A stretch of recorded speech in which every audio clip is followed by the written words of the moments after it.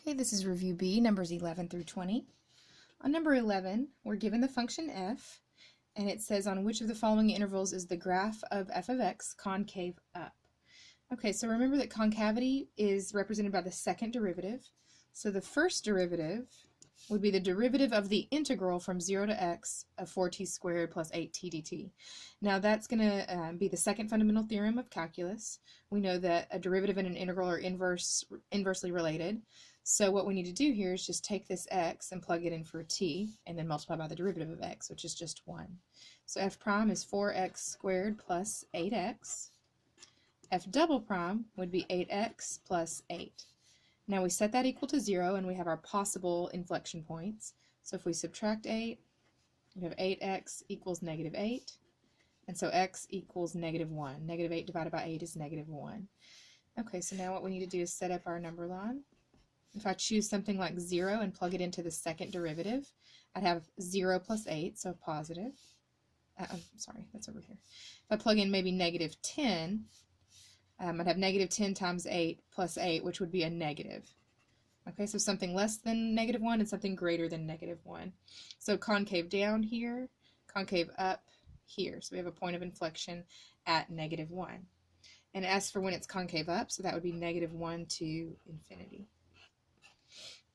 On number 12, we're going to actually omit this one for now, and we can get to that later. The correct answer would be 2 and 3 if you want to take a look at that. Okay, on number 13, let f be a differentiable function such that f of 0 is equal to negative 4, and it says that the slope is less than or equal to 5. Which of the following is not a possible value for f of 1? So what I'm going to do here is set up what I know. This is the y-intercept because x is 0. So we have y is equal to mx minus 4. Now we know that the slope has to be less than or equal to 5. So 5 is the highest the slope can be. So what I'm going to do is plug in 5 for m, and I'm also going to plug in 1 for x, and I'm going to see what the largest value of y would be. And then I'm going to look at my answer choices and eliminate what I can. Okay, so y is equal to 5, the highest slope, times 1 minus 4. Well, 5 minus 4 is 1.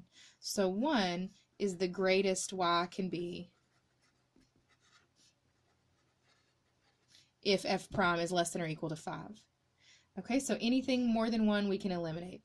So let's see, which is not a possible value. So yeah, anything more than 1, that's going to be our answer.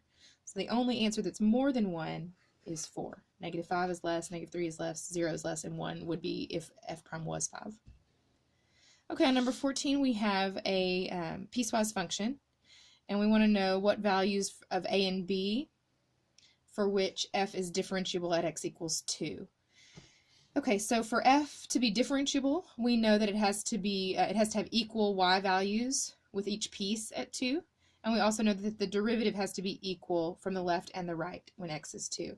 So I'm going to start by setting each piece equal to each other and plugging in 2 for x, because I know they have to be equal for it to be continuous, and it has to be continuous for it to be differentiable. Okay, so a times 4 here. Okay, so now we can easily solve for one of our variables. B is going to be 4a minus 2, and a would be 2 plus b over 4. Okay, no, those aren't done. We're just going to kind of keep those there for a second. Let's differentiate both sides and set it equal to each other because we know the derivative has to be equal. So x plus b, the derivative is 1 because b is a constant. The derivative of ax squared would be 2ax. Okay, and we know that x is 2. That's what we're looking at here. Okay, so if I take a and times 4, I can divide by 4 and solve for a. So a is equal to 1/4. Now I can take that and plug it in here and get my b value.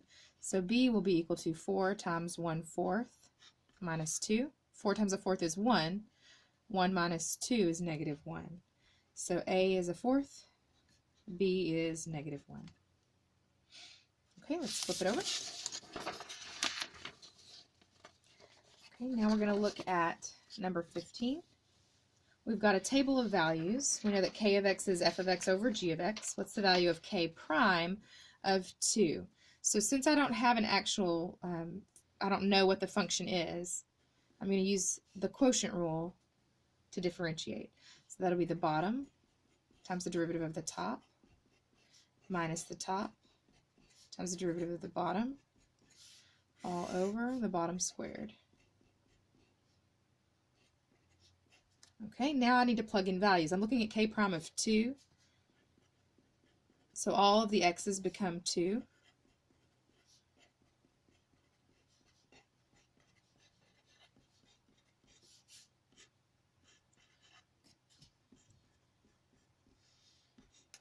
Okay, now I use my table to figure out these numerical values. So g of 2 is 1, f prime of 2 is 4, f of 2 is negative 2, g prime of 2 is negative 1, and then I divide by g of 2 squared, which is 1 squared. Okay, so I have 4, and then here negative 2 times negative 1 is 2, so 4 minus 2 is 2, divided by 1 is 2. Okay. All right, number 16. Let's see if I can get this to move up. We've got y, and we want to know dy dx at x equals 2. Okay, so y prime would be equal to the first times the derivative of the second. So this is 2x squared plus 3 to the 1/2. Bring down the 1/2 and keep the inside. It's the chain rule. Subtract 1 from the exponent, and then multiply by the derivative of the inside. Okay, now plug in 2. So 4 times 2 is 8, times 1/2 is 4. 2 times 2 squared is 2 times 4, which is 8, plus 3 is 11, to the negative 1/2, times 4 times 2, which is 8. Okay, 8 times 4 is 32. 11 to the negative 1/2 comes to the denominator and becomes root 11. Okay, oh, and you know what? I accidentally left out half of the equation here. We've got the first times the derivative of the second, but be careful, you've got to add the second times the derivative of the first. Sorry, guys. Okay, and the derivative of the first is 4. Okay, so we've got another piece here that I left out. Okay, so 2 times 2 squared is 2 times 4, which is 8, plus 3 is 11, times 4. Okay, and that's our final answer, 32 over root 11 plus 4 root 11. Sometimes the problems get so lengthy that you leave off a piece. Always be careful and double check yourself. First times the derivative of the second, plus the second times the derivative of the first. Okay, on number 17, this is something we haven't made it to in class yet. You usually see maybe 1, possibly 2 questions on the AP exam, but that's unlikely. Really, it's just memorization. Here you know that this means derivative. Anytime you have the limit as h approaches 0 of some stuff over h, you want to identify f of x, you want to identify x, and then you want to find the derivative of f and plug in x every single time. So f of x is always what's after the minus sign, and you put an x in place of the constant. And then x is whatever that constant is, so in this case a. So here we've got arc sine x, which is the same thing as inverse sine x for the function. Now your derivatives of inverse functions are just memorization. So the derivative of inverse sine x is 1 over the square root of 1 minus x squared. Okay, so f prime is 1 over the square root of 1 minus x squared. Now the question says, which of the following could be the value of a? Well, we know that this derivative is equal to negative 2. So we want to solve for a. And I'm going to plug a in place of x, because that's our constant. Okay, so let's just solve for a and we'll be done. Pretty simple. Okay, so I would multiply by the square root of 1 minus a squared on both sides, so that we have 1 is equal to negative 2 square root of 1 minus a squared. When I multiply by it on the left, it cancels out, right? And then I multiply by it on the right as well. Now let's divide by negative 2. So we have 1 over negative 2 equals the square root of 1 minus a squared. Square both sides to get rid of that root. So we'd have 1 over 4. When you square a negative, it becomes positive. 1 squared is 1, 2 squared is 4, is equal to 1 minus a squared. Okay, now I need to subtract 1. I'm going to actually come over here. 1/4 minus 1 is 1/4 minus 4/4, which is negative 3/4. divide by -1, so everything becomes positive, and then take the square root. Okay, so a is equal to the square root of 3 over the square root of 4, which is 2, which is B. Okay. On the back, it says if ln 3x plus y is equal to 2x plus 1, what is dy dx? So we just need to differentiate here. So you know that the derivative of ln u is 1 over u times du dx, so times 3 plus dy dx. Okay, so this is implicit differentiation. So the derivative of 3x is 3, the derivative of y is dy dx. And that's equal to 2 plus 0. Now we just need to solve for dy dx and we're done. So I would multiply by 3x plus y on both sides. So we have 3 plus dy dx is equal to 2 times 3x plus y. And then I would subtract that 3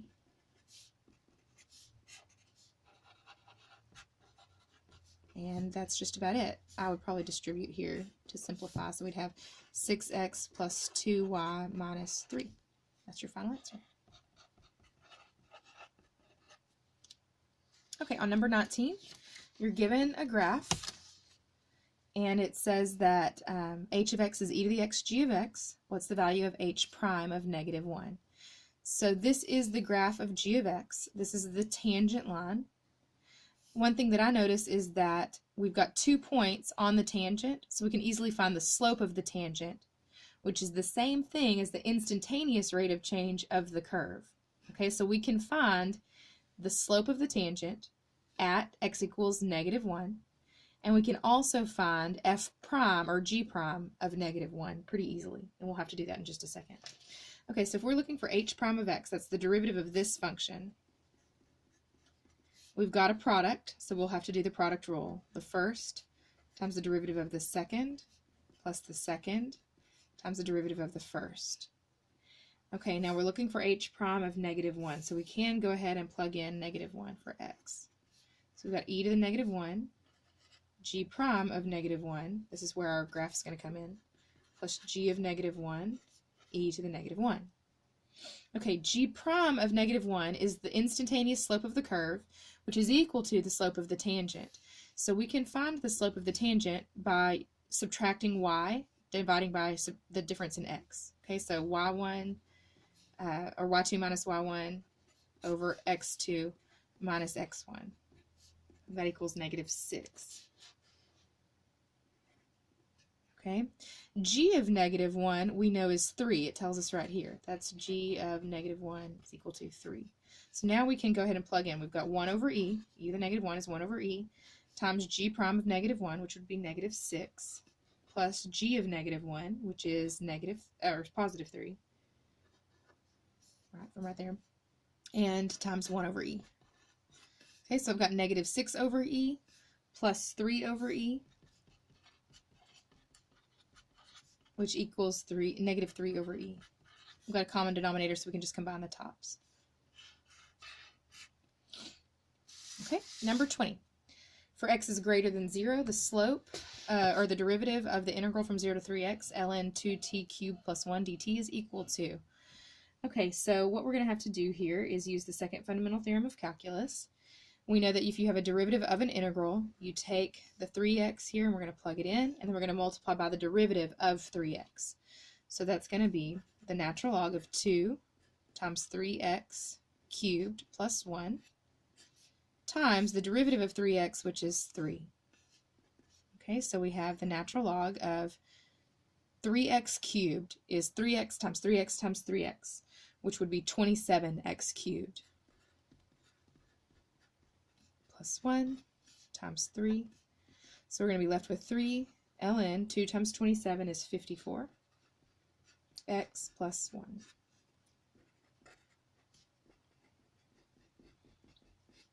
That's it.